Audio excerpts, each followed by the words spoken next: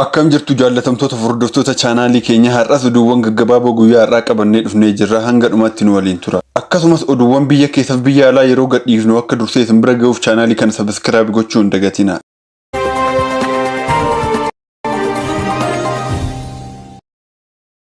Hidhattoonni faannoo Wallagga Bahaatti caasaa mootummaa diiguun kan ofii ijaarrachuudhaan uummata irratti buqqaatiif dararaa hamaa geessaa jiru.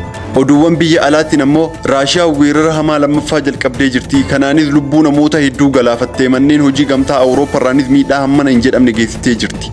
Gama biraatiinis aleellaa Israa'el Yemen irratti gaggeessitee ministeerri muummee Huutii Yemanii fi ministeeronni hedduun ajjeefamanii jiru. Oduuwwan kana hundumaa kan bal'inaan ibsinu ta'a hanga dhumaatti nu waliin tura.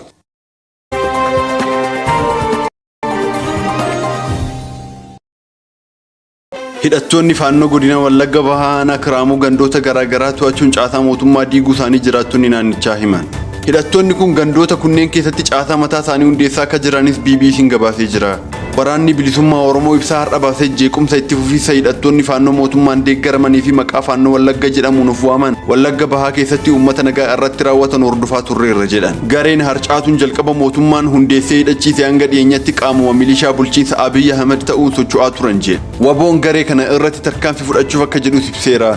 Mootummaan waa'ee sochii hidhattoota godina kana keessa jiranii yeroo baay'ee hin dubbatu.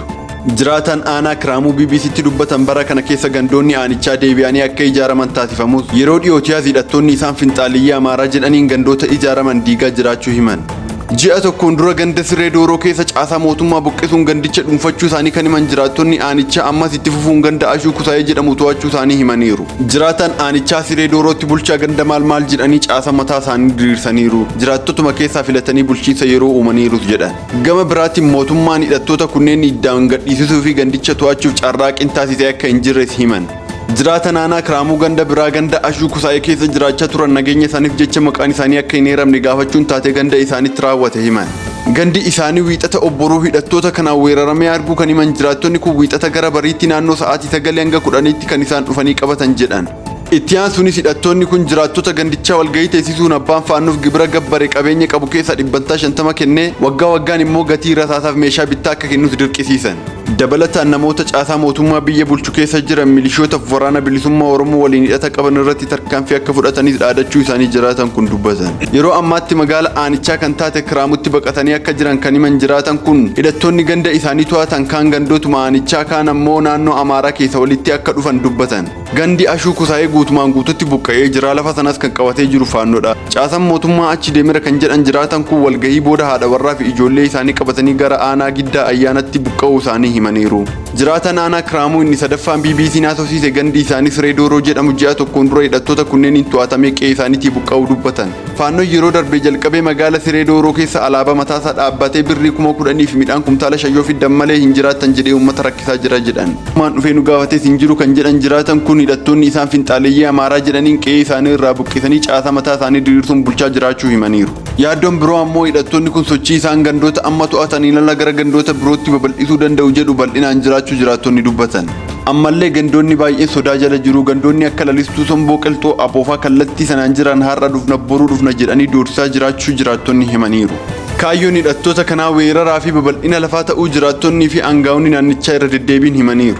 Jiraataan aanaa Kiraamuu BBC'n haasofsiise kaayyoon hidhattoota kanaa inni biraa sochii hidhattoonni faannoo mootummaa biyyattii bulchaa jiru fonqolchuu taasisan naannoo Oromiyaa keessatti gaggeessuu akka ta'e irra deddeebiin dubbatan.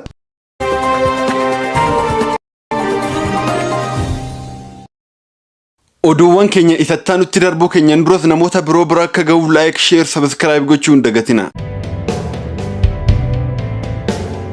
Raashiyaa weerara hamaa lammaffaa jalqabdee jirti. Kanaanis lubbuu namoota 19 ol galaafattee manneen hojii gamtaa Awurooppaarraanis miidhaa hammana hin jedhamne geessitee jirti. Raashiyaan halkan darbee weerara qilleensaa isa guddaa lammaffaa jalqabde kanaan magaalaa Kiiv irratti misaa'ilootaaf diroonota roobsitee jirti. Halkan kana qofa lubbuu namoota 19 ol galaafatte. Namoota dhuman kana keessa daa'imman akka jiranis himamee jira.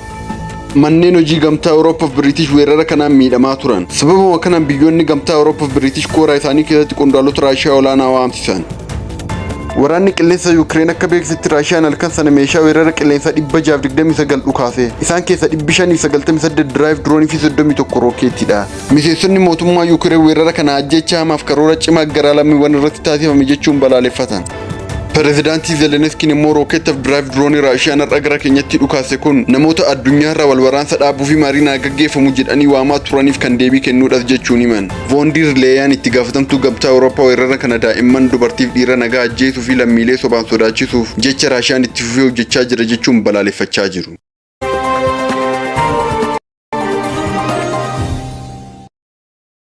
Israa'el aleellaa Yaman irratti gaggeessitee ministeera muummee Huutii dabalatee ministeerotaaf qondaalota mootummaa hedduu ajjeestee jirti.